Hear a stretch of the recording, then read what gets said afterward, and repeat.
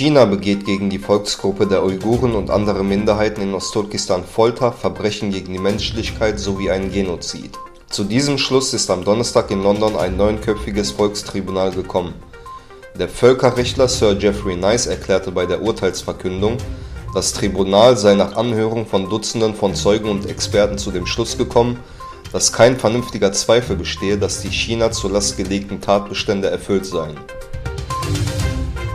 China hat die Ausweitung des diplomatischen Boykotts der Olympischen Winterspiele in Peking durch weitere Länder scharf kritisiert. Nachdem sich Australien, Kanada und Großbritannien den USA angeschlossen haben und keine Regierungsvertreter entsenden wollen, sagte Außenamtssprecher Wang Wenbin am Donnerstag in Peking, die 4 Länder werden einen Preis für ihr Fehlverhalten zahlen. Das Repräsentantenhaus in Washington verabschiedete ein Gesetz zum Verbot von Importen aus Ostturkestan wegen Zwangsarbeit. Damit die Vorlage in Kraft treten kann, muss sie noch den Senat passieren und schließlich von Präsident Biden unterzeichnet werden. Bald schon könnten Personenkontrollen an den Grenzen Kroatiens zu anderen EU-Staaten entfallen.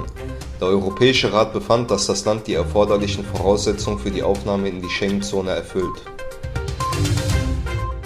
Frankreich schließt sich dem diplomatischen Boykott der Olympischen Winterspiele in Peking nicht an. Der Sport ist eine Welt für sich und muss, soweit es geht, vor politischen Einflüssen geschützt werden, sagte Blanquet. Frankreich habe eine klare Position und habe die Verfolgung von Minderheiten wie den Uiguren und Menschenrechtsverletzungen verurteilt. Außerdem habe er seine Besorgnis über das Schicksal der Tennisspielerin Peng Shuai zum Ausdruck gebracht, sagte der Minister. Der russische General Gerasimov sagte, dass Russland keine Absicht hege, die Ukraine anzugreifen. Der NATO-Generalsekretär Stoltenberg ruft derweil zu einer Deeskalation der Lage in der Ostukraine auf.